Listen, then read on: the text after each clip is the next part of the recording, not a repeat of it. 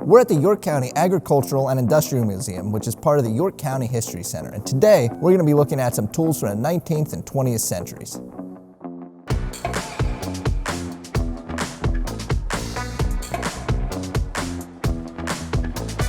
To help explain what these tools and machines do, we brought along tech ed expert, Mr. Haugh. It's important to note that when you come here, you respect the boundaries and you don't touch the equipment. Now, thankfully, we have special permission to touch a lot of these tools. So when you guys come here, just remember to look and not touch. So Mr. Haugh, what do we have here? I noticed a lot of these machines look very similar to stuff you would have in your shop. Well, what we have here, this is a wood lathe. You can see that there's a flywheel down below. This is actually foot powered, so the operator would stand back here and use their feet to power and move the lathe. This shaft would rotate and you would use a cutting tool to shape. Looks like they're making a bowl right now.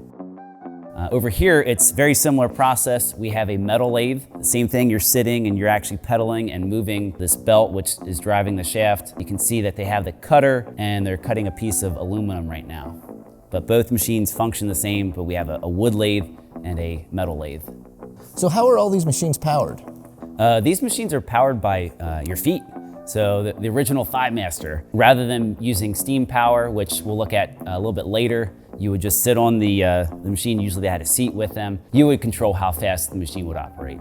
One machine that we commonly use in my tech ed class is a scroll saw. We have one of those right here. It is also foot powered. It's the same process. You have a blade that moves up and down. You have a small table with a thin blade that you can cut different types of patterns and different styles. All right, now what is this piece of machinery right here? This is a bandsaw. So essentially you have a giant band or blade that is stretched around two large wheels. You would see this in my tech ed class. The design hasn't changed a whole lot over the years. You just have a lot of tension on two wheels stretching a band out. Now safety has changed dramatically. There's not too many guards on here. The blade would be exposed. The blade is not on this machine. The blade would actually flow through this opening. The bandsaw will be used to make a pattern like this. This is a foot or a leg to some piece of furniture. So what am I looking at right here? Here we have a 15-foot wood lathe that was used in the 1930s to make porch posts. So this is a buffing machine. It's used to buff and polish tools. And other things. So we have a lot going on behind us back here. What's this machine used for? Well, what we have here is a wood lathe, just an extremely large one.